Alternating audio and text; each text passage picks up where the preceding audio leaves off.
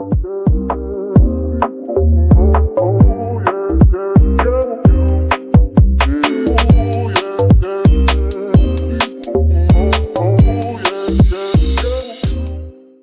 on this computer. Recording in progress. Okay. All right.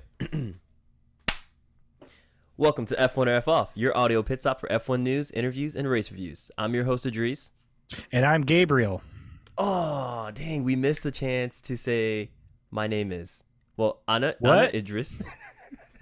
My name is what? Well, yeah, I was going to say, I think I might, I'm going to try. Okay. Seeing if I can learn how to say, like, my name is Gabe in Japanese, Korean, possibly. I'll try Italian. I'll try Russian, Ukrainian. Let's try Ukrainian. And see if I can do that, because it's an interesting linguistic challenge for us. I also still need to get that Muzzy. Bro, yes. And people, it's funny, I was showing my coworkers, they didn't know what I was talking about. And I was like, Muzzy was a thing, man. Yeah. And they're just like, hi, these children are learning Muzzy through these interesting tapes. And it's just like this like old BBC, like from the 70s, like learning thing. Yeah, it was wild. So anyway. Yeah, no, absolutely. Well, okay, so you said Italian. Are you also going to learn Italian? I mean, people say, have you never? Okay, so it's a bad joke. Okay. So a lot of people say Italian. They put the emphasis on the I. Versus, jeez. They say I versus the E. It's a long I, but like that one lady that said instead of microwave, she said microwave. Ooh, who said this? It was some person. I think she was like a cooking person. I have no idea, but she says, "We're going to put it in the microwave," and I'm like, okay. How are you? How are you clearly in your like at least mid to late 30s and you've never said it properly? Nobody's ever corrected you. Was this an influencer? I don't think so. No, this is like a legit like produced television show. And she was like pouring something. She's like putting it in the microwave, and I'm like, that's not how you say that. But I kind of love the bougie nature of that. Yeah. Just start bougieing up all these different terms that we use every day. Absolutely. I'm into it. I was saying the other day that it's like the profession of influencer. Like why? Okay, so because we talked about Italian, right? Mm-hmm. When we say influencer, right? Like of the like the actual influencer, right? It almost sounds like influenza, which is what I think a lot of people would agree with what like influencers are. But yes. I guess being podcast just kind of puts us in that camp to a certain degree. No. Our pool of influencing people is very narrow at this point. Yeah. Like it's, and the thing is if I'm going to influence anybody, it's going to be in positive ways, and hopefully positive ways as far as influencing people to watch the sports that we enjoy by influencing them in a positive language. And if they get the little bit of sniffles and they need some Vicks Vapor Rub from that, I'll be an influenza. It also sounds like somebody said like, man, no, he's an influencer. Like it sounds like some like I don't know, like it sounds like a gangster or something, or like a mob guy. It's like he's an influencer, or something like that. Like some like a 1920s gangster. It's like he's an influencer. I was gonna say, speaking of influencing, we are here today to talk to you all about Formula One Academy, and the reason I have linked that with influencing is that I think the hope is that this series influences women from all backgrounds to join up into motorsport racing as sanctioned by the FIA. Now, whether or not that will be successful or has been successful so far, I guess it's to be debated, and we'll talk a little bit about that. But we have a lot here to talk about. This is something Gabe and I go back and forth about a lot, and it's something that is near and dear to our hearts because we talk a lot about diversity and inclusion and equity. And this is going to be a really, like, I feel that this is like a really personal episode talking about this just because this stuff means a lot to me. And it, when you see some of the wins that this series is doing or is like hitting and achieving, it's great. But when you see some of like the fumbles that they're making with it, it hurts just as bad because like when you don't make like concerted I guess like a concerted effort towards achieving process, especially when it comes to this, when it comes to including people in a sport, it sucks, right? Because for the people who always have the power, for the people who always are able to do things, just like it's just a normal day for them, right? Like you're just a male motorsport driver, you don't really have to think about a lot of the issues that the drivers in F1 Academy are having to face, right?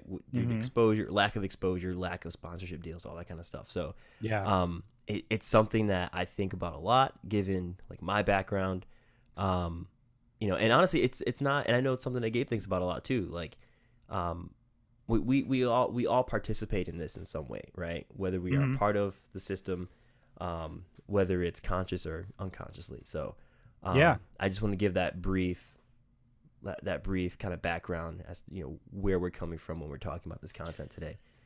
Yeah. Well, I mean, obviously we know when you talk about it being influencing and also being something where it's they're sort of dropping the ball in certain ways.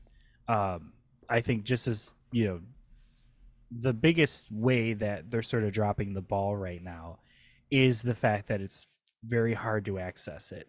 And it reminds me of a thing that a lot of times Hollywood will do. Like they're currently doing it now. There's an animated movie that came out called Nemoa, I think it's pronounced. Disney had this show. They had animated it and it was almost done, but then like they had a couple of diverse characters in it, and like it kind of panicked. They panicked a little bit, and they dropped it. And Netflix picked it up and put it out there. And it's one of those situations where a lot of times companies or places will produce media that has diverse characters, but they won't promote it. And then what happens is that because they don't promote it, because they don't make it accessible,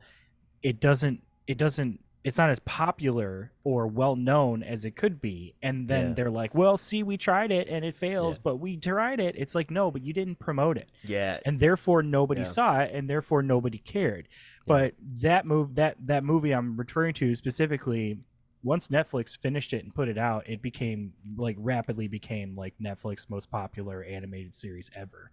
So or animated movie ever. So it just goes to show you that people do care about seeing these things and seeing these opportunities. It's just a matter of convincing the bigwigs that it's important. Yeah. And on that note, okay, so Gabe and I don't know if, I think we've gone 32nd episode. We've gone 32 episodes without like talking about Star Wars. So Gabe and I are big Star Wars fans. God. We just have to say, this is where the podcast ends. This is where we get roasted by the Star Wars fanatics, and they cancel me because of my controversial Star Wars opinions. So, we will leave the controversial Star Wars opinions about the prequels for another episode, if anyone's interested. But specifically here, I want to talk about the latest trilogy, 7, 8, and 9, where you have Finn, the Black Stormtrooper, played by John Boyega. I have to say, like what you just gave, that example you just gave is exactly what we're talking about here, right? We're like, we get someone who might be, it's a black guy, might be force sensitive, right? And then we get like a bait and switch, and then he becomes comic relief like the rest of the trilogy, right? Like it is such like a slap in the face when you're sitting there and you're just like, are you kidding me? Like, you know how you're marketing this towards me, right? You know how you're marketing this out to say, diversity. We're all a family, hugging and like kumbaya and everything. But then like in the end, it doesn't amount to anything, and it was just a thing of just saying, we did it, check the box, right? Yes. I will say I was here's the thing with what I liked about the beginning of that trilogy, or the sequel trilogy, is you're exactly right. Not only was it because it was a black stormtrooper, but also you get to see the stormtrooper for like kind of it was a great example of the potential of a stormtrooper just being a person, just being like an everyday person that all of a sudden's like, what am I doing? Like you see the sort of breakdown of like, these are not these are not all cogs in a machine. Yeah. They're not these mindless clones, because they were never mindless clones. Yeah. I'm just gonna say it. They were never clones to begin with. They only became clones because somebody decided that they were the clones. So anyway, that's where we'll keep the opinions too. But yeah, yes, it's so what was disappointing was not just that, not really for me. It wasn't just that like he could have been a Jedi but wasn't. It was more that he couldn't. They didn't make him a bigger piece in the overall story of the whole thing. Mm-hmm. Like when you meet Han Solo, he's just a random smuggler guy. And then he suddenly becomes a very, very important piece in the entire arc of the story. And John Bodega's character, Finn, he just, nothing happens. Like he just is kind of there. And it's just, it all just became a, remember Star Wars, here it's Star Wars, remember all the old characters that you know, here we're not going to talk about anybody new or do anything new and interesting. We're just going to do the same stuff we've always done because we know that people are going to buy tickets for it. So I agree. Very disappointing of how that worked out, and it sucks that it sort of reverberates in so many things that we consume. I mean, we're talking about Star Wars, but it's definitely related to this because you know, I think one of the biggest frustrations, Gabe mentioned this already, is how do you even watch Formula One Academy, right? So for those that aren't familiar, let's just give you the quick primer, the quick background. So obviously, right now in the world of motorsports, at least at the professional rankings, from what I understand, go-karting seems to be a bit more equitable as far as having both male and female drivers, and I guess. I don't know what the percentage of non-binary drivers is. You know, I don't know what the breakdown of that is, right? But if we're talking between male, female, I think that's more equitable than what it is represented as in the professional world, right? So with that, you know, there's a clear like pipeline gap there, right? Like why can't we get young women drivers to get into the higher tiers of driving, right? Whether that's F4, F3, F2, and even up into F1. So the FIA has designed sanctioned a series called F1 Academy, where they say it is designed to give more access to track time, racing, and testing, as well as support with technical, physical, and mental preparations.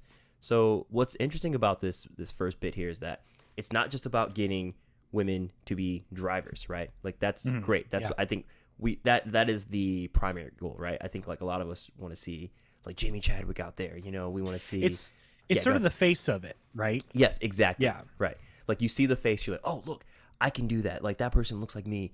I can do that too, right? Like that's get involved. Like representation is super huge for that kind of thing, right?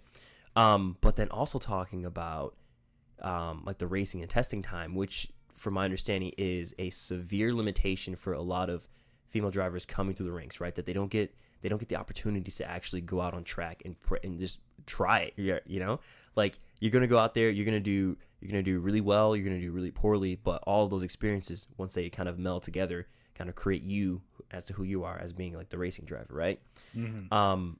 The concept of F1 Academy is to create a platform where women can be nurtured to progress further up the ladder, but also to inspire the next generation and to create opportunity, not just on track, but also off it. And this is a quote from Susie Wolf, managing director of F1 Academy, from an interview in the New York Times.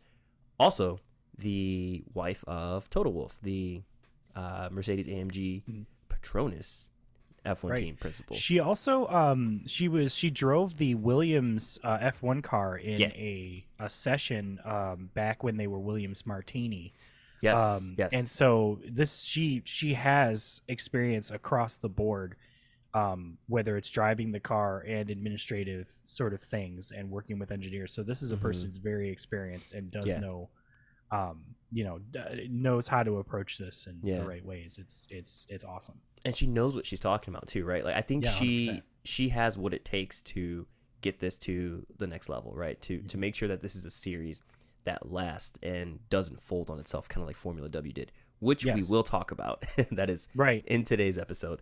Yeah, go ahead. Yeah, I was gonna say, I was thinking about this too. This specific kind of point about sort of one of the main goals about women having the opportunity to actually driving these things, because the sort of dredges of the internet might, try and claim that, like, well, why isn't there an all male series? It's like,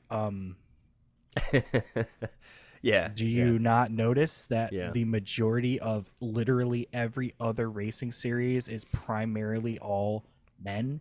Mm-hmm. It's like there needed to be a space to really just have those numbers up, and it's not. And the thing that I like about this, and as I've been watching, is that this is not like like here, like a kids table kind of thing. It is Mm-hmm. not that at all. Like, these cars are their own thing. The whole series is like organized and structured in its own way, and it is really like it is a the time in the car and the time setting things up, having a diverse array of people and like women in positions of like engineering and race Mm-hmm. strategy and things of that nature. It's all just it's important, and it's kind of needed. We need something to offset this, because it's like, if you're going to have like a multitude of race series at the top that are primarily all men, whether you can say whether or not it's by design, because I mean, I don't think it's necessarily by design intentionally, but it's just Mm-hmm. how it has shaken out over the years, that is just what it's happened. That it is important that we make a space, or we deliberately have a space in an area, Yeah, to try and turn those tides.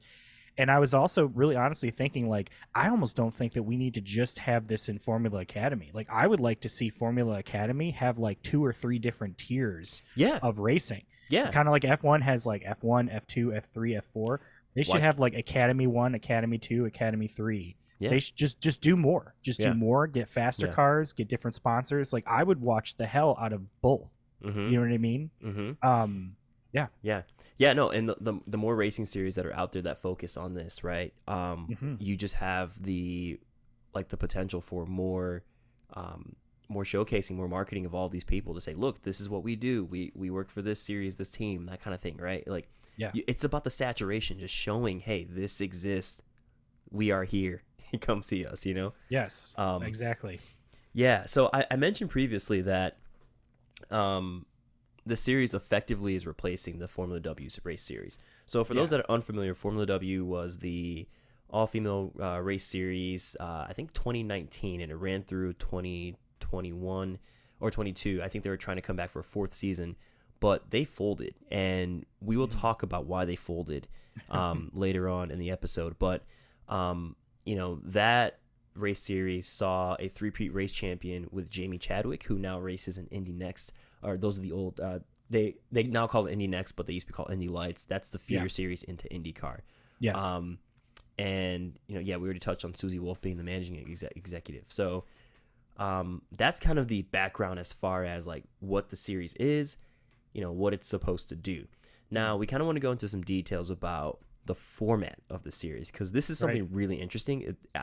I think there's something here, and I think, Gabe, I want to get your opinion on what you think this would look like for other race series, because the concept of having 2 drivers per team in Formula 1 has always been interesting to me, and it's like, well, you could do more. And I know there have been eras where money would allow you to do more things, but we'll run through this and then we'll get your thoughts on that. So, format of the season when it comes to F1 Academy, you have 15 drivers and cars. You have 5 teams, so that breaks down to 3 drivers per team. The drivers participate in 7 race weekends, at least for this inaugural 2023 season, with each race weekend having 3 races, so you have 21 races total.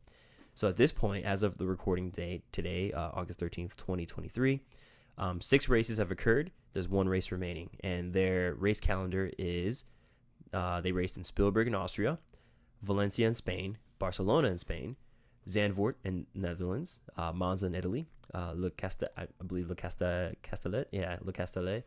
in France, and their season finale will be in Austin, Texas, as a support series race for the F1 race that weekend. So that is going to be awesome for anyone listening who gets to attend that race, that you're actually going to see like the championship battle go down to it, because I know the current leader in the standings, Marta Garcia. I think she's ahead, but I mean things should go weird, right? And she could end up losing the championship. So this is a championship deciding race. Yeah, they haven't called it. There are two other drivers that are sort of in contention right now for this. And it is amazing to like get down to a final race weekend where, it could be this person, it could be that person. I think the fact that they do 3 races in one weekend, that really shakes that up. Yeah. And in a really in a way that's entertaining. It's great and interesting. Yeah, 100%. I was going to, we'll go, keep going. Yeah. No, I was going to say, so I noticed too in watching these races that like the laps would vary between the races. So I wanted to ask you about that. What do you, like, that's kind of an interesting concept, right? That you would take like the same circuit, right? The same track and just have a different number of laps. Do you, I couldn't like find that with some of my research. Do you know a bit more as to why that is, or what do you think about that? I don't know for sure. I would imagine that part of it is almost like how F1 does the sprint race weekends, where like sprint race weekends use a limited amount of fuel because it's also a shorter race. And as we've seen before, you have situation where even if Max was ahead on a sprint race weekend that has like 12 laps, if by lap 10 or lap, let's say lap like 9 or 10, there's a safety car intervention. Yeah. Then whatever gap he has built up is done. And then maybe you run into a situation where it's like, a repeat of 2021, except, Max is on the receiving end of that, that debacle. But one thing about that format that I do really appreciate is they have 2 qualifiers, right? And the first qualifier is the qualifying in the first round dictates the the order for the first race and the last race. But the second the first qualifier is the first race, and the second one is actually the third race. And the second race that they do is the top 9 drivers of the qualifying for the first session are reversed grid.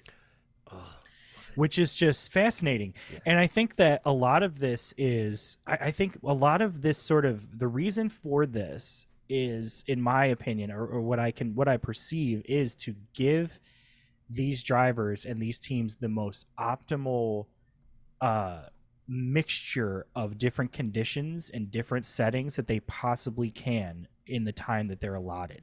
Because like there are chances where you get drivers, if they can get to the top 10, then guess what? You're starting at the top on the second race in. And so it gives these drivers a chance to potentially fight for victories, even like it balances those scales. And I think that it more or less favors driver skill over the teams, because it's a spec series. The cars and the engines are essentially identical. Just the operations of the outfits are done by the teams. And so I think that's really, really fascinating. And I'm definitely all for it. I think that as far as it being implemented in other series, I do think that I think that Formula One, the more that we've watched, like we watched IndyCar, we're doing some more IndyCar stuff, focusing on F1 Academy this time. I do believe that F1 is not doing more than it could. It's almost like it's afraid to try different things. And I commend them for attempting with the sprint race stuff to try and mix it up, but still with the sprint race at this point it does not feel like it's enough of a mix up. I still believe, and I've said this like 3 times now on our podcast, I think that if they did a reverse grid for the sprint races, it would be way more interesting. And because it's only 12 laps and it's for not all the points, and you would give all the practical experience for the teams and the drivers to fight, to be able to defend positions, not just have to move out the way for Max. And that's one of the things that really frustrates me with F1 right now, is that the teams don't battle each other. They will battle, other people on track. But if they know Max is faster, it's like, well, I'm just not going to compromise my race by trying to battle with him. It's just like, no, that shouldn't be a compromise. That should be you fighting for a position, So absolutely. That's one thing that's very refreshing about this format with Formula Academy, is that they all get a chance to fight each other. Everybody's going for it. Everybody's full out 100%. There's no like thinking about it in long term for the race. It's like, nope, like it is in the moment, and it's wonderful. And it being a spec series, like I think like helps enable that a bit more too, right? Where you're not so hyper focused on like, oh, okay, like our DRS wing looks like this, and it's a little more draggy for this track, or it's not as draggy for this track in particular. So actually, that's a good pivot point. Let's talk about the specs of the cars. So I think a lot of people will be surprised to find out that the cars that they race with in F1 Academy are F4 cars, effectively. Yeah. And they have a 15 by 6 by 3 foot. We are imperial dweebs over here. Sorry for our global listeners. Right. That's the floor plan, effectively. So these F4 cars can go 0 to 60 in about 4.1 seconds. They are turbocharged engines from Auto Technica, which is hilarious because that's also like the audio like headphone microphone brand, right? Wait, are you serious? Yeah, they're the same? Audio Technica. No. So that's Auto Technica are the engines, and then Audio Technica are the headphones. Headphones. Actually, the mic we're using right now. Yeah. They're not the same company, though, right? Not the same company. No. Okay, but they just sound the same. Could you imagine? What a diversified market. This engine is an Audio Technica, or it's an Auto Technica sponsored by Audio Technica. 4.1 seconds 0 to 60. That's nothing to. That's sporty. That's sporty. And a lot of it is just because of its weight, because 174 horsepower is not a lot. Yeah, which is what it's got in its engine. Right. Putting into perspective, F1 cars are clocking like 1,000, and that's partly because of the hybrid electrical system. The electrical system, I think, adds like an extra 300 or so horsepower on top of like the 6 or 7 that they're pulling down in the naturally aspiration of the V6 with the turbo. But yeah, I would say too in this spec, sort of to kind of tie in with the race schedule. One thing that I do hope to see in Formula One Academy in the future, I was watching these races and they race on a lot of these big tracks. Yes. And I think that those cars are not served. I don't think that they're served well on the really big open Grand Prix circuits because of the speed. Yeah. I want to see these things race at Monaco. Dude, I was thinking the exact same thing. I was just like, this is the perfect size for Monaco. Like, yes, just 100%. To be skirting and darting around these corners. Oh, it's partially why Formula E is so exciting, because it's not like the cars are narrower, but they're also not racing in giant Grand Prix circuits. So like Zandvoort worked really well for this series because it has that sort of roller coaster movement and it feels like kind of like a kart track. I think Monza did okay because Monza's actually kind of narrower. It's not as like when they were in Spielberg in Austria, I was just like, it looked like a bunch of like Hot Wheel cars on like somebody's driveway. I'm just like, okay. Yeah. But yeah, I think Monaco would be a killer track. What other tracks do you think would be sweet? I think like Singapore, maybe. Brazil would be cool. Brazil would be good. Singapore would be good. Azerbaijan might not be bad. Yeah, Baku it's would be little good. Yeah. I mean, it's a little bit longer of straights, but like I'm just thinking like some of that special that turn, like that one with a we got, I think Spirit is speaking to me right now. Just the sun is reaching. It's just like, you must spread the news of Formula Academy. For our non-viewing audiences, the light is currently shining into my face and making me white as a ghost. Anyway, the friendly ghost, the friendliest ghost you know. Do you know Little Richard sang that song on the 95 version with Christina Ricci? Yeah. Oh my gosh. Yeah. Wow.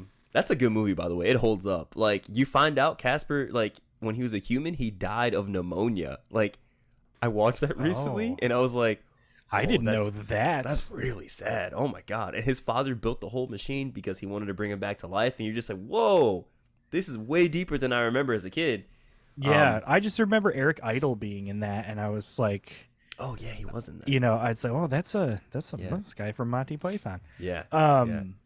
Anyway, this continue with the specs of the car, because honestly, like, it's like these are fast. They're fast. Yeah. I do think that they could be using faster cars, and hopefully that will evolve. Yes. That was one of my major gripes. I was just thinking, like, they could probably run F3, F2 cars. Like, I think like, so. I can't see why not. Like it. Like I think they could be. Yeah. Yeah. So maybe that's and we'll get to it too, because I think that might be that's probably a funding thing, right? Like the FAA is they're not going to throw. Unfortunately, they're not going to try to really build it up, right? Because they're like, oh, well, we don't know what it's going to look like, because of that whole like we're just checking the box kind of like mentality, right? Yeah. But yeah, actually, let's actually pivot over to that. So how is this funded, right? Well, you have 160K. That's 160,000 US dollars from F1. That is per driver, right? Then the drivers must then match that 160K with sponsorship. So that's about $5 million just for the drivers. So this doesn't include management, marketing, or whatever catering excuse Red Bull can come up with. So that is what it is. Unfortunately, I wasn't able to find numbers on, what it looked like as far as what all the management, including all that, looks like. I'm assuming it's going to be carved out from F1's budget in some capacity. We did get a glimpse of their catering, though, because Abby Pulling did a little like walk around in the garage for the Ronan Carlin team, and she showed that their snack center, and it's really just like a bunch of bags of chips and some like apples and bananas. Like, and apparently she said it's like very popular amongst the garage, and I don't know if she was being sarcastic or if she was being serious, but I was just like, oh man, like you know what I thought with catering. Here's the thing: I don't know how the teams do it. I guess maybe there's, we live in a world where everybody thinks of the worst case scenario. But like part of me would think like, wouldn't you think that it would be good for the teams and the venue that they're at if you had like local restaurants and companies showing up to like cater the events like for the teams, like, and that could like not only like would that like sort of be kind of cost saving measure for like the teams, but then also like it would give some like some attention to the locals. I think the only thing I can think about is like how bands they'll get like cookies from fans, but then they won't eat them because they're like, I don't know what's in them. And you'd hate to have like they go to Monza and somebody puts poison in the hot pasta for the for the Red Bull team, and they're like shoving like cocaine and steroids into the Ferrari garage. And it's like, come on, boys, you can do it. You know what's funny? As you said that, I was like, dude, it'd be Gunther Steiner. He'd be the only one to do it. He'd be going, a bunch of wankers. We put steroids in the sausage. Oh, hygiene, yes. Hygiene, yes, yes. The cocaine is sprinkled. Yeah, a good Photoshop would be him with like a bottle of mouthwash. Hygiene. Hygiene. Oh, okay. Just really quick, just an aside. Can I just say, I understand that a lot of our puns and references are lost on a lot of people, but I'm very proud of the jokes that we come up with, no matter how deep and obscure the references are. I mean, like I made that Chip Ganassi, Janet Jackson, "If You're Nasty" joke, and Ganassi. I thought it was absolutely hilarious. Oh man. And yet like it was just crickets online. So I mean, if anybody retroactively comes back and sees Floyd Jr., Chip If You're Ganasty, and just somebody's gonna get it. There's some crossover with a Janet Jackson and Chip Ganassi fan somewhere, and I hope they find it because it's for them. That's the crossover event we've been waiting for. Yes. yes. Yeah. But anyway, how do you feel about that budget? Do you think it could be? You think F1 could be? They're supposed to be giving more support. Do you think they're going to give more money? That's the thing, because ultimately, when it comes to these kinds of things, money is what drives things towards success or failure, right? If the money doesn't come, it as I guess as many positive vibes and as well intentioned as the head runners may be, if there's no money, this is going to fail, right? That's the problem with these kinds of things. And you see it with all kinds of diversity, equity, inclusion type of initiatives, like nationwide, globally, whatever it is. If your company, if your government, whatever it is on your side. Yeah, I agree. But you know what I mean? Yeah, so if they're serious about this, more money just has to be poured into this thing, right? And you may not see benefits for 5 years. You may not see benefits for 10 years, right? This might be like a 15, 20-year initiative where, there might be like a 5-year-old girl who watches someone in F1 Academy And just by that exposure, because of all the money that's being poured into this, all the marketing, everything that goes into making this visible for people, right? That might be what pulls in, like, that, like, Lewis Hamilton Jr., who's, you know, running go-karts right now, and then she comes up through the series, and then she's, like, winning F1 championships 20 years from now. You know what I mean? 100%. So, you know, you have to really you can't say how much money, like, progress takes, you know? Right.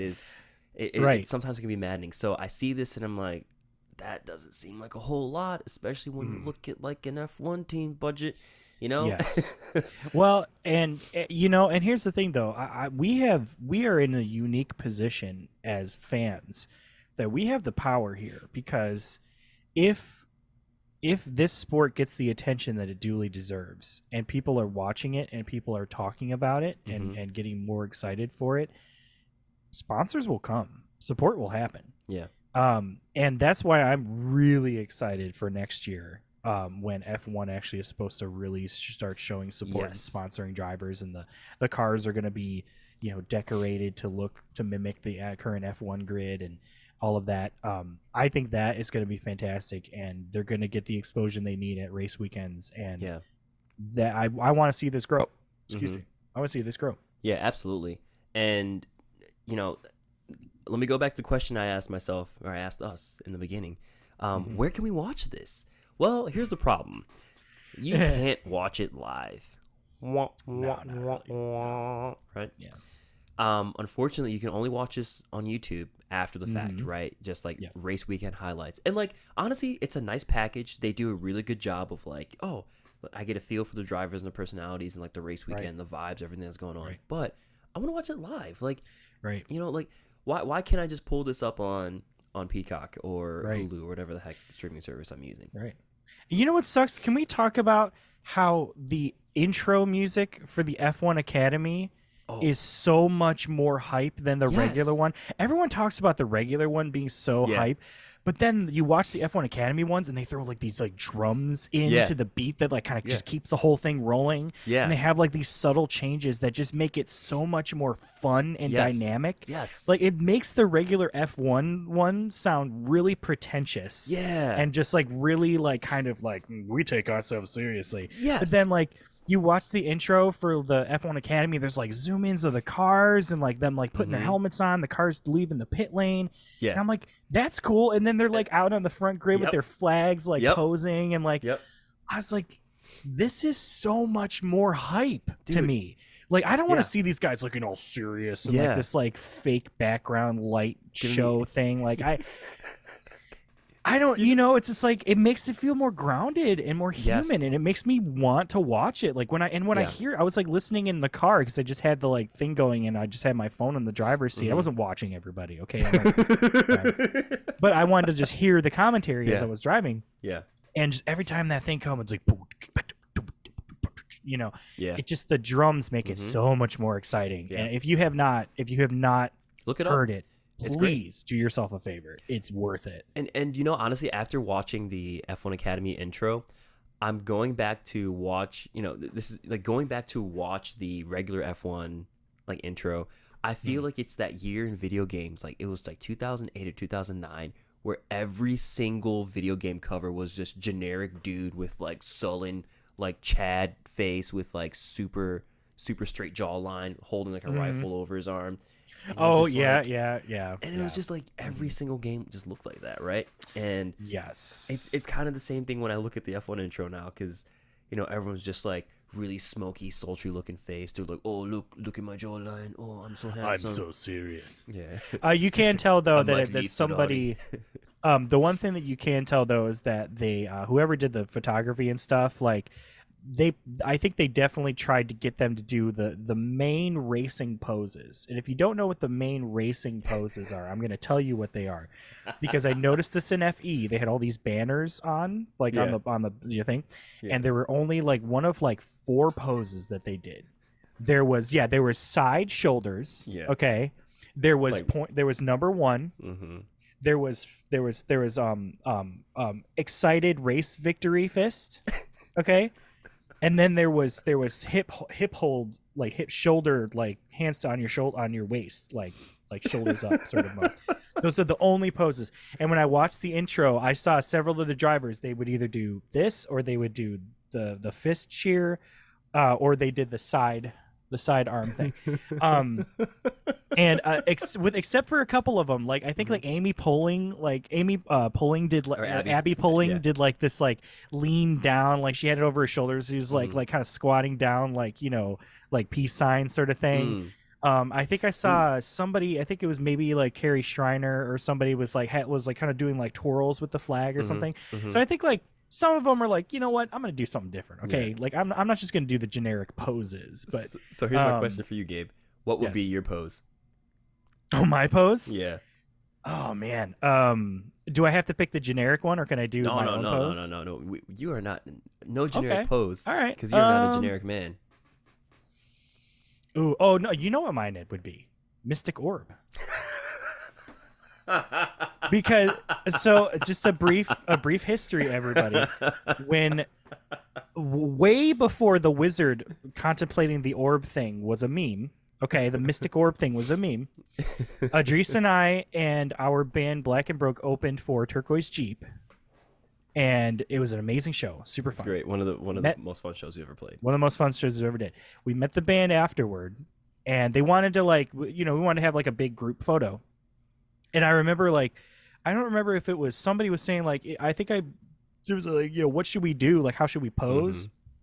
And I think I was trying to think I don't know what I'm going to do. And then so I don't know. I was just like, okay. And I just tipped my hand to the side and I just I did this. And I remember Damon saying Gabe, it looks like you're pondering a mystical orb. And I'm just like, that's exactly what it is. I am pondering a mystical orb. It was from then on, every time we did a band pose, I think it was 2 or 3 of them that we have where every time I was always doing the mystic orb. So that's mine. I would just be Tostino's F1 Racing. Mystical orb. What would yours be? Mine, I think, would be just probably like hip hop mixtape pose, right? Where I'm just crouched down and I've got just doing this. You're doing that, looking I'm just contemplating your success. The name of my EP would be, or my mixtape would be They Ain't Ready, Only God Knows. It would be They Ain't Ready ... Only God Knows, right? They ain't ready. So yeah, that was my pose with my flag in the background, of course, right? Okay. Yeah. Right. Yeah. So anyway, obviously, really honestly, big time, that intro is super hype. Fun. And honestly, it gives them more personality. Big time. And I think that is one of the huge selling points of F1 Academy, that it is it has soul. It has soul. Say what you will about the racing or whatnot, if you have problems with it, but honestly, I am much more interested and much more excited to see what these drivers do and what they're up to and how they conduct themselves or how the things are going in the during the race and after the race, that it just feels way more personable and way more, accessible to me in this way, even though it is not accessible literally. Oh my God. You know what I mean? Even though we can't just watch the full races, even from those highlight clips, you get so much of a personality out of these drivers. It's it's awesome. So, and this is a good pivot point because this is a section I'm going to call, okay, we need to talk about this, because there are definitely some issues that I think need to be discussed, because I want this series to be successful, because this is version 2.0 of the Formula W series, right? Effectively. Yeah. And this has to be done right.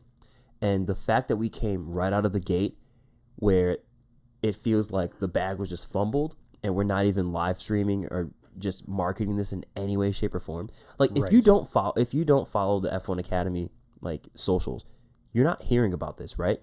You're not seeing anything about this. F1's Instagram page doesn't post anything about this.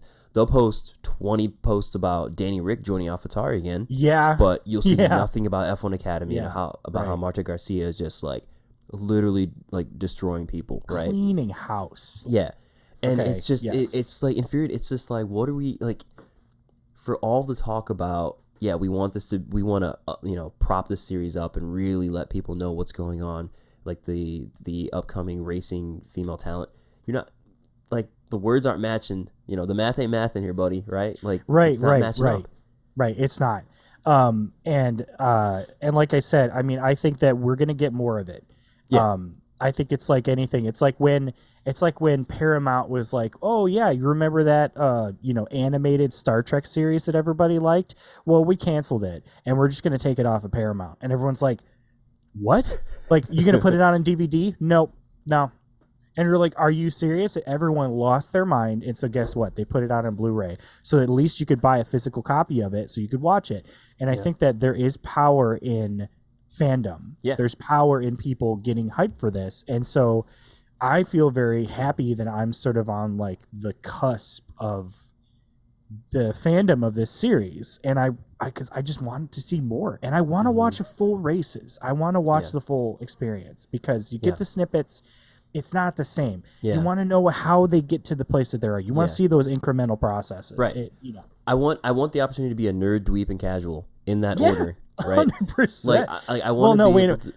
We got to do more though, because there's 2 qualifying sessions and 3 races. So what are we saying this is? Like, I think, what is it? You get a free practice, right? I think they do. Yeah, let's see. They do 1 FP, right? They do free practice 1 and 2. Then there's qualifying 1 and 2, and then there's race 1, 2, 3. Right. I think. I mean, I guess depending on the day, you could still say like say it. Cash, yeah. But it does feel like there's just more. It just feels like there's more. Yeah. Just having 3 races and having a reverse grid. There's so much more that can happen. And it's maybe I would say I was gonna say maybe we do the Pirelli like rainbow of tires, right? Like the hyper. Like the super soft, hyper soft, or ultra soft, and do you remember those from a few years back? Oh God, yes. Oh yeah. Yeah. Ultra nerd. Yeah, it was like hyper nerd. Hyper nerd. Yeah. Super ultra nerd. Super soft nerd. Yeah. No. Well, I think that automatically we are definitely we're definitely super nerd dweebs for even caring about this at this point. You know what I mean? This is like. Because like it just really doesn't seem like anybody's talking about this at all, which is very disappointing. There's some good YouTube videos out there, and I definitely would recommend those who want to find a bit more out about F1 Academy to go to YouTube. And just there's lots of articles out there too that are great as far as just getting yourself informed about all this. But yeah, that brings up another thing that we wanted to talk about too, and we kind of talked about this at the top of the episode where. We're saying you cannot expect quick progress with this kind of thing, right? And I think, unfortunately, people want to see immediate progress. No, not unfortunately. I will say fortunately, right? Like, I myself, I'm a big advocate for DEI stuff. Gabe's a big advocate for this. The pod is a big advocate for this. We want to see changes implemented tomorrow, right? But as far as, like, fixing that pipeline, that's not an overnight kind of thing, unfortunately. Yeah.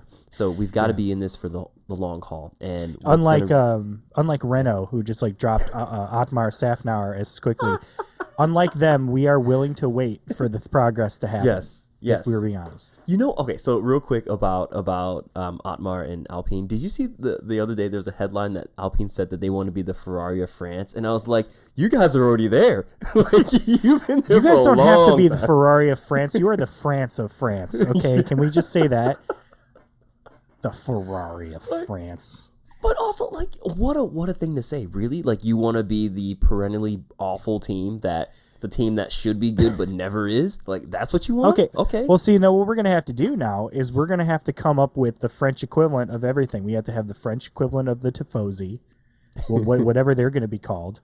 Obviously, Renault is trying to vie to be the French Ferrari. So, like, it's ridiculous. At this point, it's like that would be like saying, I want to be the Dallas Cowboys of Florida. It's just like, what does that even mean? What does that even mean? The whole team that exists already? It's like, what are you even saying with that? I don't understand them. Like sports. Sports stuff.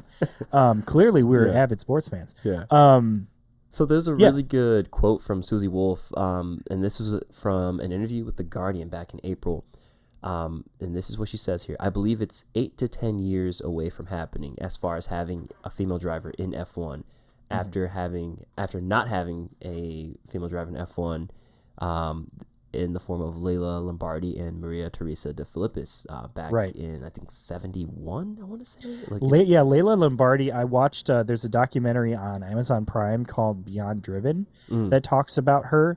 I will say, I don't know who they had hired for the animation for it, but it does look like a 6-year-old did the animations, so I was a little thrown off by that. But the story is very much there. Definitely a person who fought their way through as much adversity as you could imagine to get into an F1 seat, but definitely proved their talent and skill. And unfortunately, the problem was she ended up she was the only woman to score points in an F1 Grand Prix. And unfortunately, it came at a race weekend that had like several deaths on the racetrack, and so all of her, basically her achievement was overshadowed by the fact that people died, and that's tragic and unfortunate. But definitely a very important person in motorsport, and that record still has not been broken. I mean, we still haven't had an F1 female driver that scored any points. So, Yeah, so, with Susie just kind of saying this, it's, again, we're really harping on that point of this is going to take a while to kind of fix the major systemic issues that are in place that are kind of preventing women in particular from entering motorsports as drivers or in any capacity, right? Kind of similar to the findings from the Hamilton Commission, right? Like looking at POCs and women, right? Right. People of color for POCs and just making sure that there's more in these industries, right, in these fields. Definitely. I was gonna say that's more, and that's honestly that's more reason to just develop F1 Academy as its own entity. Get fun. I'm telling you right now, if it gets more popular and it gets more money flowing in and more people watch it, oh hell yeah, they're going to be getting faster cars, they're going to be getting more sponsorships. And that's the thing this is the way I'm looking at it. I'm like, you know what, we're so fixated about getting a woman into Formula One. I just want to see women racing, and I want to be able to watch it. Yeah. And I want them to be in faster cars. Honestly, like if you really boil it down, the whole context for this is like, I don't necessarily, it's the whole idea of getting a woman into Formula One that is secondary to literally watching women race in a motorsport on a level that is at par, if not like above or just slightly below. You know what I mean? Like, it's like, it would be like, it's like when they say like, if they want to see, like, I want to see like a female actor play James Bond. It's like, okay, but wouldn't you rather just see a female character play a spy person that's like just a new badass like whole thing too? Like, wouldn't you want to just see more of that? Like, not just harp on the things that people have like an attachment to. You know what I mean? And so, like, for me, it's just, I would love to see F1 Academy continue, like, obviously be a series where, women can jump from there to other motorsport around, you know what I mean? Like, into F2, into F1, all of that. Yeah. But I also want it to be its own strong entity in and of itself that, like, continues to do more things, be faster and persist and innovate and like, just continue to do forward. Because the one thing I don't want to see this series become is just like I don't want it to be forced to stay as like a small feeder series. I want it to be more. I want it to do more. I want to see more of it, because we talk about that timeline of like 10 years for a woman to get into F1. Like, some people don't want to wait that long to see women compete in top level of motorsports. And so if they have to create their own top level of motorsport and create a car for F1 Academy that's got 1,000 horsepower, that runs full downforce. Like, I know like the FIA is probably not going to do that because they don't want to, like, sidetrack F1 or like kick it to the curb. Yeah, they're their yeah, cash cow. That's their cash cow. But like, I think that if it's popular enough and people really start to care about it, like they should, they will start to see it as it will start to become its own independent entity that people care about. Sure. And that's honestly what I'm hoping for. No, I feel that. Really. I feel that absolutely. So yeah, we just a couple more big issues we got to talk about with this series. Well, big potential issues. So we mentioned Formula W previously. Formula W was a short-lived race series sanctioned by the FIA. So the major difference between Formula W and what we're seeing now with F1 Academy is in its funding structure. So FIA is saying, nope, we are doing this time. Like we're gonna run the show.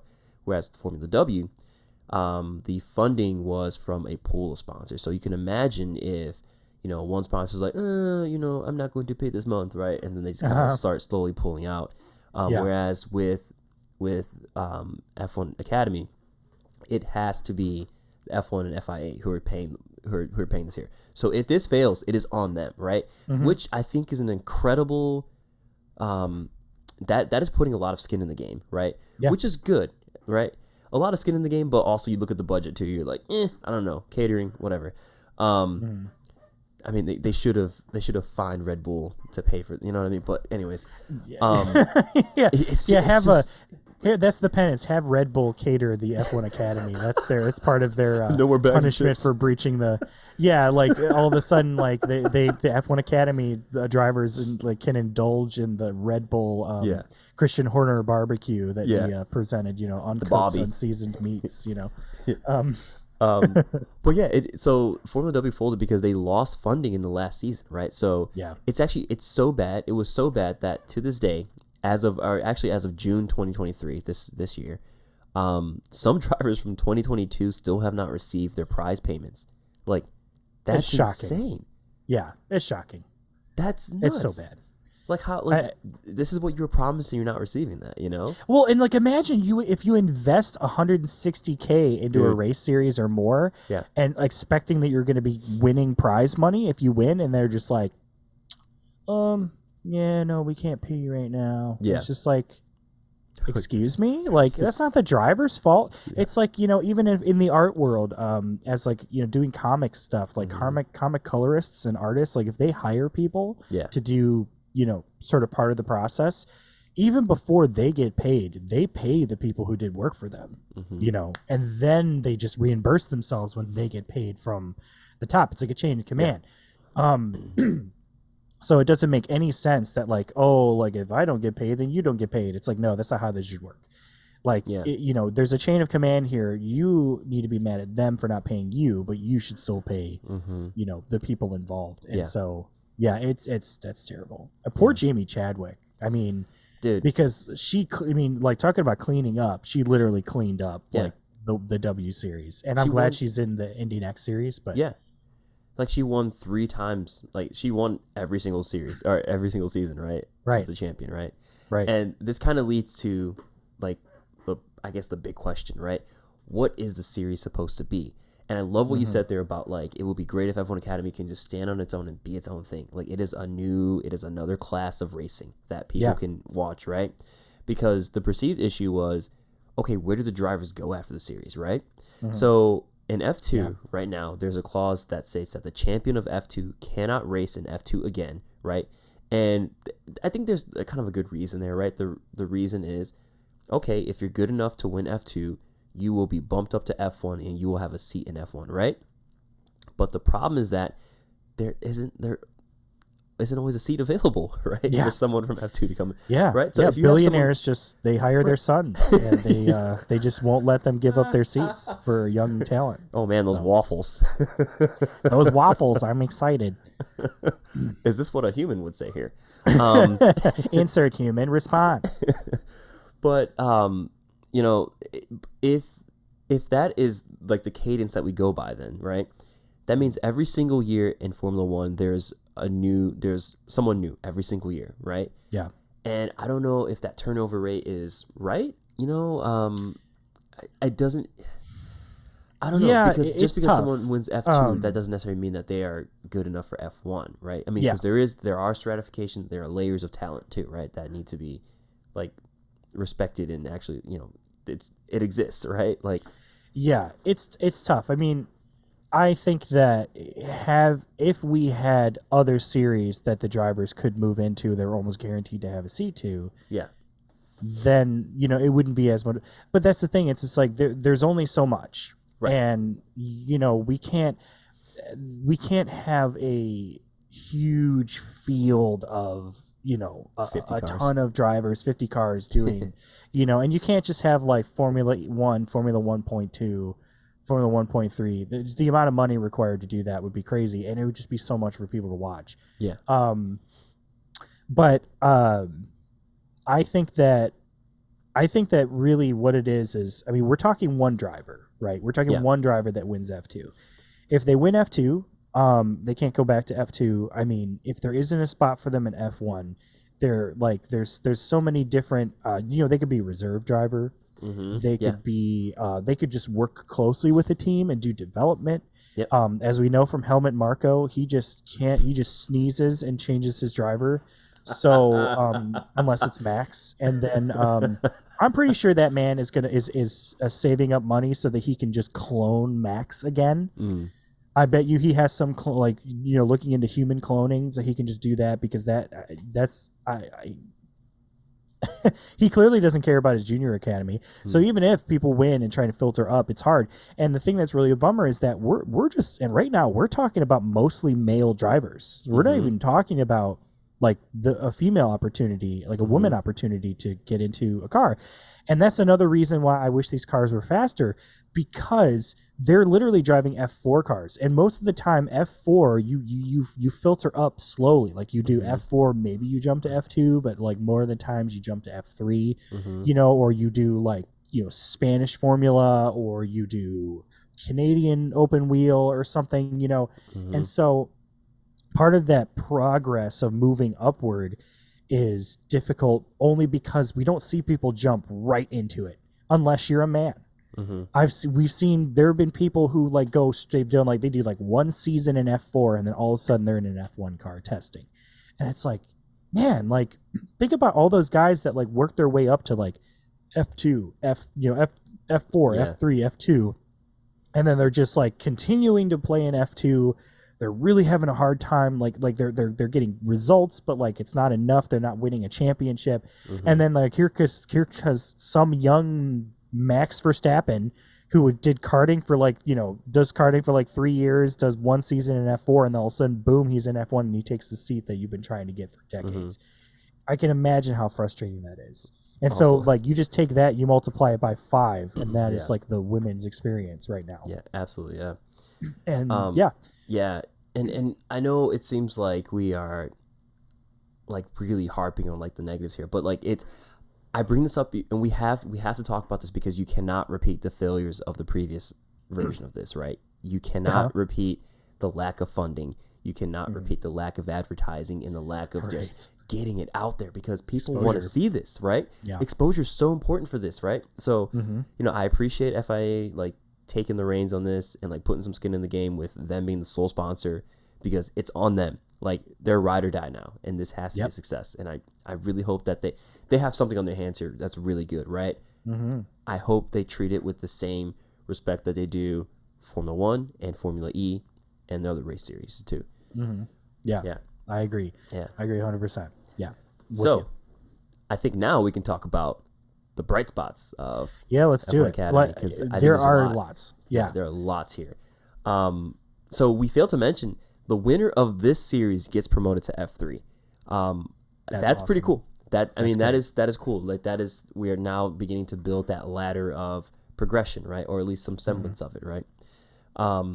Next season, the 2024 season, or actually it might be is it the end of this season into the start of next season, or just no, I think it's next season. Next season, because they're going to be the support series. Yeah. So 10 drivers will be selected by the F1 teams on the grid. So that is all the Mercedes, the Red Bull, Ferraris, right?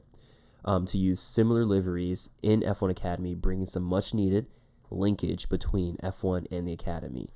And in my notes here, I have, what about the other 5 drivers? I don't know. They're just left to fend for themselves. Well, so here's the thing. I know unless things change, like contract-wise, I know for a fact that we're going to have at least, let's see, 1, 2, I think we're going to have at least 3 drivers that I'm pretty confident I know who's going to sponsor them. Because let's hear it now. Nostradamus. For one, we have Lena Buhler.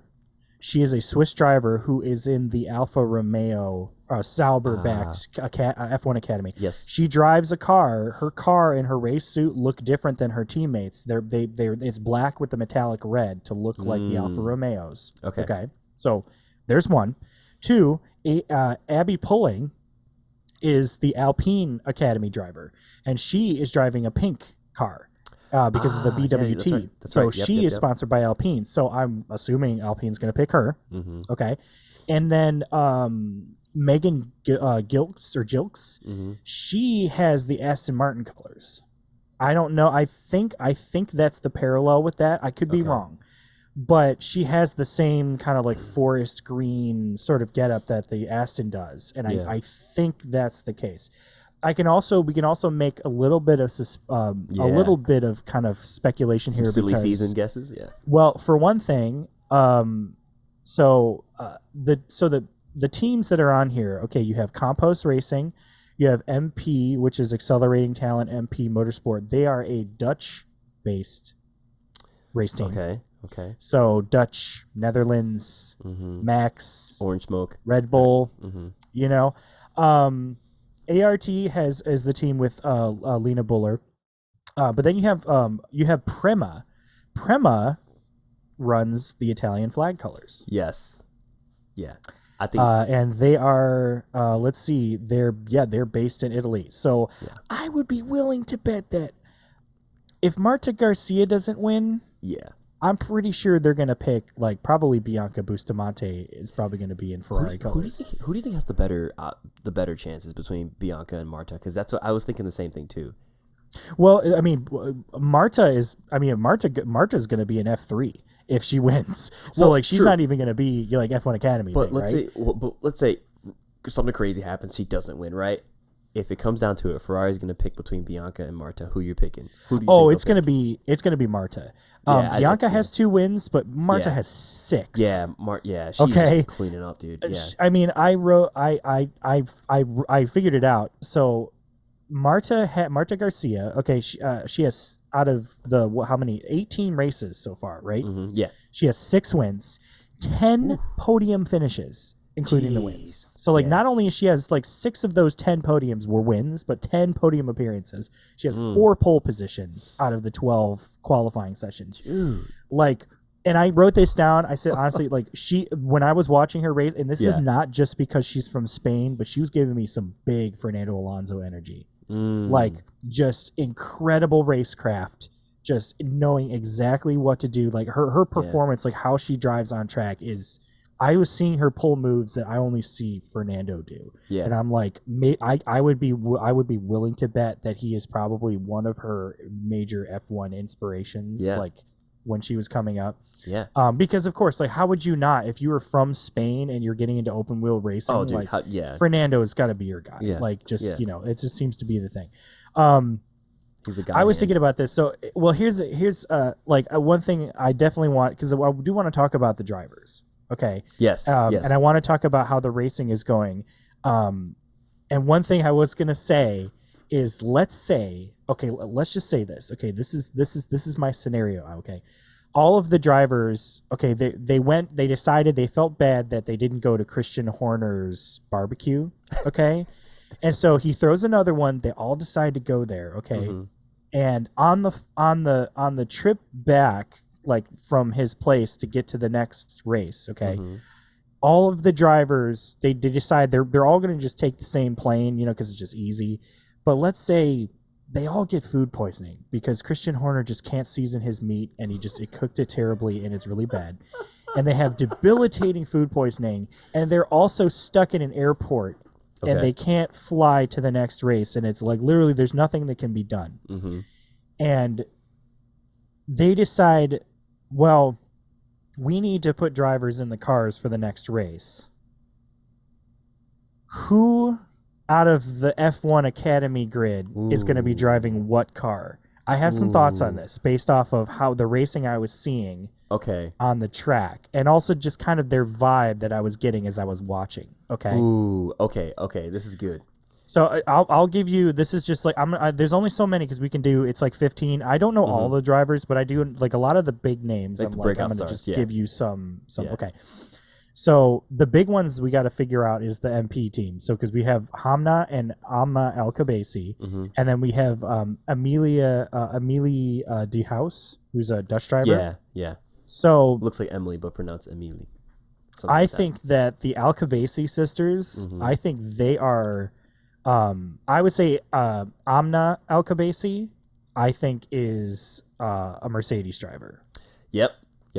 Because she just not only just the driving talent, but also just the character, the marketing style, like the way that she markets herself as a driver. It's very Hamilton. There's a lot of fashion. There's a lot of really good like social media posts. Just like she just seems really cool. Like she's like the coolest person on the grid. Yeah. Just chill, just like I have seen social media posts where some of her fellow drivers called her the Kim Kardashian of the F1 Academy, and I'm like, yep, I can see that. Like, just super, just 100%. Like, she did like a makeup sponsorship recently, like just really plugged into that world and like really impressive to see. So like, I'm like, yep, she's like the Lewis. She's giving me the Lewis Hamilton vibes here. Cool. Yep. Her sister Hamna El-Kabasi, she is incredibly talented in like feels like a kind of like a wonderkind kind of way, which is just like just this really intense emerging talent. Yeah. For me, I feel like she is gonna be in a Red Bull. Okay. Right. And I think that her teammate Amelia de House, because she's the Dutch driver, it just only makes sense that she's going to be like taking that Max Verstappen. So I think those are going to be the two Red Bull drivers. Those two. All right. I buy that. Lena Buller, I know she's a Sauber driver, but I think she is going to be the upset. I think she would be the upset in the mix. So I'm putting her in an Aston Martin. Really? I feel yes. I see her and I'm thinking Valtteri Bottas. That's the vibe I get from her. Well, personality wise, I would say because she's really fun and she's got a close relationship with everybody. I think she generally seems like a person everybody likes. Yeah. But I don't know, man. I think she's going to be the foil of the Red Bull party. And I think that's what she would put in. Okay. Emily Carrie Schreiner, she is a German driver, so my impulse was to do like Mercedes, but I feel like she had one race this season, but I'm feeling like she kind of she's sort of like that magic when the moment comes around, kind of like a George Russell sort of thing, where it's like George Russell's really consistent, but like he doesn't produce a race win unless the circumstances are just perfect. But I feel like I see her in. I'm gonna say she was gonna be backing up Lena in the other Aston Martin. Okay. I only have two more. I only have three more here that I can say confidently. Abby Pulling, 100% McLaren driver. Yes. Yep. 100%. Like she's English and she's like super English too. Like she has a really thick accent, and just also she's a super mover. Like she in the seasons, like she has been she takes places. Like a really clean driver. I also saw her do a thing. She like wagged her finger out the window at Bianca Bustamante when she was getting a little saucy with her on track. I thought was great. That's a Fernando Alonso move, but I do feel like she's 100% of a 100% a McLaren driver. Yeah. Okay. No, I buy and that. then honestly, Marta Garcia and Bianca Bustamante, I put them both in Ferrari. Dude, 100%. Okay, so now because there's just a lot of passion and a lot of talent. So if you had to like match them to Charles and Carlos, who would you say is who? I mean, Here's the thing. It's tough because, like, on the one hand, you could say, well, Marta is Carlos because they're both, you know, from Spain, and they both have that kind of like, they're sort of like I don't know, it's hard to describe. They just have this quality to them. Just feels they just ooze passion. Yeah, you know what I mean. They just ooze charisma and passion and talent. It just all just kind of flows out of them. But Bianca Bustamante is really intense, and like she also like she was like one of the first times that like a driver from the Philippines has like won a race event, and like she had like a personal thank you from her president or congratulations from the president, the prime minister, and like her hometown put up like a giant banner on like the building, and like that's awesome. A huge celebration. I mean, it was really amazing to see, and that was fantastic. And she's won one other race since then too, so she's definitely capable. But I do think that Bianca is very aggressive on track. Mm-hmm. There's been a lot of occasions where she's like either put the car a little far out there and it's kind of messed up, or she was just like rocketing into a turn without, and then missing it because she just missed her braking point and just really throwing the car around in a way. And that just to me feels like Ferrari. You know what I mean? Yeah. And I would say like that is why I think she would be more of a Carlos. Because Carlos sometimes does that where he just tries to manhandle the car in some ways and then just doesn't get it. Marta is just going to take the Charles position, I think, really only because Charles is like the number one driver in Ferrari. So like I think that just only makes sense that role is interesting, kind of filled in that way. Because I had in my mind, I was thinking about like who's more marketable, and I kind of had Bianca as being like the Charles between the two of them. Just because it seems like, just from looking at Bianca's Instagram, she seems to be very into just a lot of different things, right? And I think that helps with just marketability. Like, oh, you like this thing, and you also do this thing, and also you like music, and you know, so it's those kinds of things when you put them all together just kind of help for.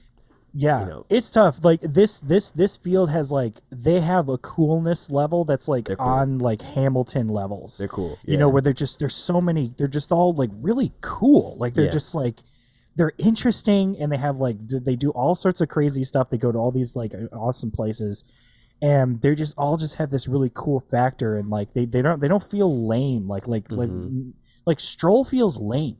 Like he just feels like a lame, like he just has that weird thing he did with who's that? I'm gonna really date him. I don't know who's that one guy that is like a motivational speaker dude that's he always says like these really weird, like kind of vague things, and he's really intense. There's like a meme of him playing a guitar really terribly. Ooh, no, I don't remember what his name is. He did some video with him like before the Miami Grand Prix, and like you could just feel the like dead air between them. Like you could feel okay, you're gonna do this is your filming thing.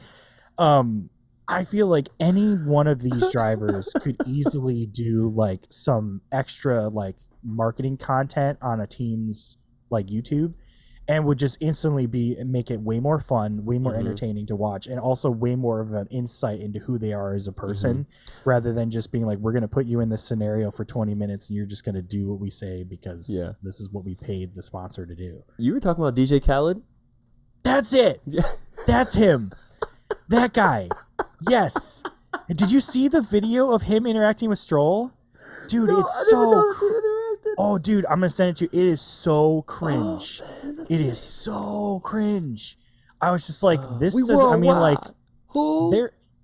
both like, you know, super rich dudes. So you'd think they'd have something in common, but it just goes to show you that rich people I don't really think they can socialize with normies. I just don't. Yeah, I don't. You don't think they can human?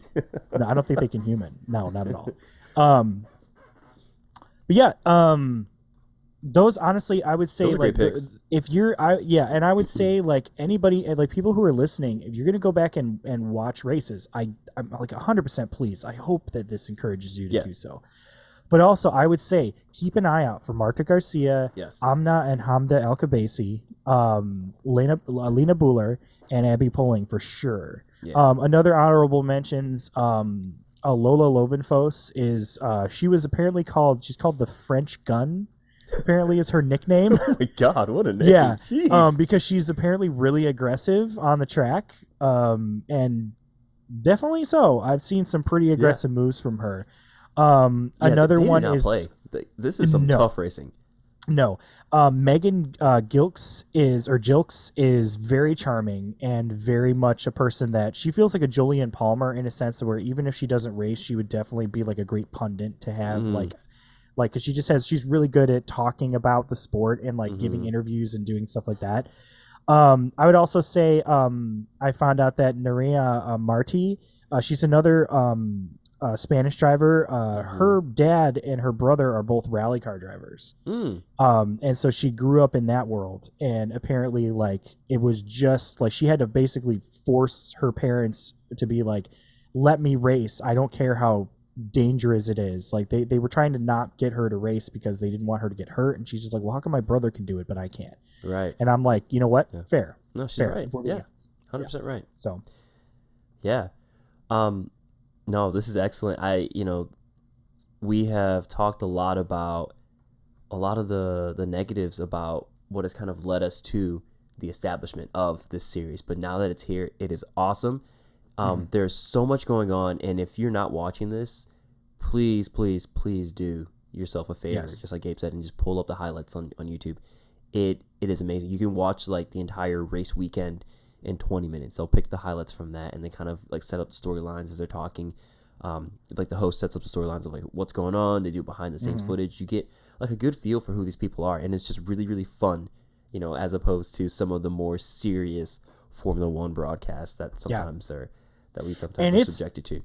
It's got some exciting racing, and I'm convinced that if they were on shorter street tracks, it would be way more like intense to watch than it is. Because like right now, it's like the tracks they're on these really big wide tracks. There's only so much that they can do on those tracks being in similar cars. But if they were, I would love to see if they ever. Well, I mean, hey, if F1's backing them up, maybe they might race Monaco next year. I hope they do. Yeah, because I want to see those things on Monaco track. Right, I want to see that happen. It's going to be exciting. And that's one of the big bright spots for next season, that this will be a support series, right? Like, so it will be racing. Well, hopefully, right? Like, we'll see. I think it's yet to be announced, but they're saying it's a support series, but they'll be racing all the F1 tracks. We got to try and get to a race next year, man. Yeah. We got to try and get to a race next year where they're racing, because I want to be able to see this live. Yeah. I want to get some Bustamante swag and some Garcia. Yeah. Well, I don't know. I'd love if they did a meet and greet. It would be amazing to do a meet and greet and just talk to them, because like we've geeked out when we met Jamie Chadwick. Dude, so like, you know what I mean? Like, I almost bought one of her shirts. I still might. If she's at PIR this year, if I get a chance to, I think I actually might do that. Yeah. Also, Jamie, we know you're listening, so you can just send us. Like, our email is f1foff or ffpodcast@gmail.com. Just hit us up, and we'll send you the. You know what, Idris? We need to start getting a little more bold. I think we should start. We need to start sending teams messages. Be like, hey, we run an F1 podcast. We really like you guys. Please, send us a care package. We would love to like represent your stuff and talk about you on the podcast, continuing more. Like, might as well. What are they? The worst thing they could do is say no. That's true. That's true. We'll just lie and tell them that we really love Lance Stroll, and maybe they'll send us some waffles and syrup, and maybe a couple $1,000s, because that's like a chump change for little Stroll. Yeah. Well, speaking of which, I do want. We probably should have done this at the top, but we're going to do it now. I do want to talk a little bit about the state of silly season a little bit right now. Yes. Did you see this whole thing with Alex Palou, Chip Ganassi, and McLaren? Yeah. So okay. What so here, go ahead. Go ahead. Just lay it out for the people. I'm just gonna say this. What is with McLaren and negotiating contracts? Like what? That's right. Is this like they can't dominate on the track, so they're just going to dominate on the contract front? Like, what is happening? Like, it's really weird, because at the one hand, I found out that Chip Ganassi, who Alex Palou is driving for in IndyCar, had to sue Alex Palou in order to get him to race for them. And now like Alex Palou is like snubbing McLaren. and saying like, no, I'm not going to race for them. And then McLaren's like, we're deeply disappointed in what's going on with this. It's really embarrassing for McLaren. And I mean, honestly, for Chip Ganassi too, if I'm being honest. And he was apparently they're trying to get Alex Palou into F1, which what I had to say to that is, I mean, I guess, but like if I was Alex Palou, it's like you're cleaning up in IndyCar right now, man. Like I would stay right where you are and just keep going. I mean, I think it really depends on where his priorities are, but like it's like, have you seen F1 recently? Like I don't really know if McLaren's going to be able to, get you the success that you're looking for, pal. Yeah. But, I mean, things have also turned around for McLaren on the F1 side, right? Well, it looks a little like bit. It has. So, a little bit, yeah. I mean, in Piastri, they just signed Piastri, and I can't imagine that they're going to get rid of Norris, right? I think Norris is the one with the leverage there. Yeah, well, one article did say that Alex Palou was the future Norris replacement, and I'm like, ooh. No, I don't know about that. Yeah.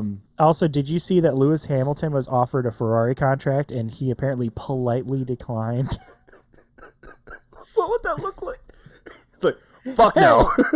Hey, come race for the Ferrari.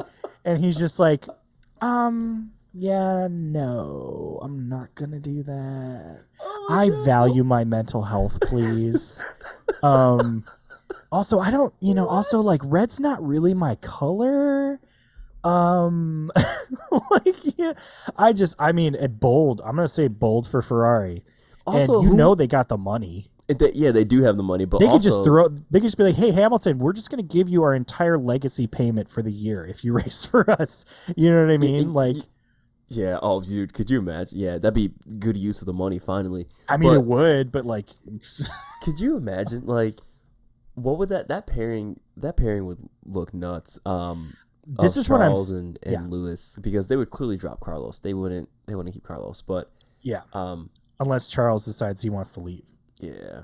Here's the thing. I stand by this. I think that I honestly feel that like Hamilton would rather take a pay cut and go back to McLaren than go to Ferrari. Yeah, probably. Because I mean, think about it. Ayrton Senna was his hero. And who did Ayrton Senna drive for? He drove for McLaren. I mean, he did for, Williams briefly before he passed. Yeah. But, like, that's not enough for him to want to go to Williams. Yeah. You know what I mean? I feel like him going to McLaren would be kind of like coming home. The only thing is I think that Hamilton is a Mercedes driver. Like, not Mercedes as the team necessarily, but, like, really Mercedes as the engine supplier. As the power unit, yeah. So I don't really think that I can't imagine Hamilton not driving a Mercedes power unit. I feel like that's where he is. Like that's where his whole thing is. Yeah. And that's honestly, I think that's why he moved to Mercedes as a team too, because they were going to drop Mercedes engines in McLaren, and he was just like, Yep. But yeah, I didn't think at first. I thought like, oh, like, silly season's not really that silly. Like, not a lot of things are happening, and all of a sudden this Alex Palou thing starts happening. That's There's pretty murmurs spicy about that in F1, and I'm like, okay. Yeah. And just wait till next week, the final week of silly season. That's when things will get real spicy. So yeah, and hey, like it might extend into the season too. Yeah, true. We don't know. So yeah. I think we're hoping to have a silly season recap sometime soon for everyone, the FOOFO fam. So yeah, I think when it happens, we can always just drop it at the beginning of an episode. I mean, you're definitely going to hear from us for absolutely. Sure. Yeah. If it gets real for sure up in here. Real silly. So just to kind of put a bow on all of this, Formula One Academy, has some interesting things about it as far as the racing goes. It is a race series that is, kind of built from just some really awful systemic issues that exist, right? Yeah. When it comes to just representation. Mm-hmm. But like I said earlier, we're glad it's here, and please watch it. Go to YouTube. Just spam their videos with comments saying, I should be able to watch this on F1 TV, yada, yada, yada, anything, just so we, the fans, just flex our strength to just show that we do care for this kind of content. It's so important. And I'm excited to see how this race breaks down in Austin. It's a bummer we have to wait like another like 2 months until it happens, but it's gonna be good. Right. Yeah, I mean, who knows? Maybe they'll actually put it on the F1 app if it's actually at Austin. Yes, like on great. that weekend. Great. But yeah, I agree. I echo the same sentiment. We have the power as fans to see things happen. I mean, I think that honestly, this is I'm gonna say it. I think that the fans are the reason why Danny Ricciardo came back. I think that if Danny was not as popular of a character in because of Drive to Survive and the F1 as general, I mean, he would get cheers when he would show up on the screen during races. Yeah. Like, do you think Nico Rosberg gets like open cheers? Like, not really. You know what I mean? You think like Mark Webber does? Maybe a couple of claps, but like Danny shows up and they're like, yeah. And so that in and of itself proves that we have a tremendous amount of power and influence over what happens. And so let's let our voices be heard. Let's let our voices be heard 100%, please. And awesome racing going on here. Yes, 100%. I agree. We got the power. That'd be a good. That's a good intro song for this. Oh yeah, no, that's not bad. Yeah. All right, hey everyone, thanks for listening to F1 F Off. You can find us anywhere you listen to podcasts. If you want to hit us up, you can find us on Instagram, TikTok, YouTube, and X Twitter, and Threads, and whatever else at F1 or F Off, or any other government front website. Email us at f1orfoffpodcast@gmail.com. And while you're there, give us a 5-star review wherever you listen to your podcast, and be sure to share it with family and friends and your enemies. Yeah. Oh yeah, right. You're waiting for me to do that. Yeah. And your and your villains, your enemies, your foes, your Amon equalist-esque characters, your your Fire Lord Orzai's, all of the Azulas, everybody who's who you absolutely hate. If you and honestly, too, if you think like, man, that Gabe guy is just so annoying, who's really annoying. Oh yeah, I'm gonna send this to this person, tell him he's amazing, and they're just gonna be so disappointed. I will gladly annoy the hell out of your bullies. Okay, I will do it. All right, but yeah, that's how much we love y'all. Yeah. That sounds really lovely. I'd sacrifice my own reputation and my perception of being a decent person for your sake. I will sacrifice it for your sake.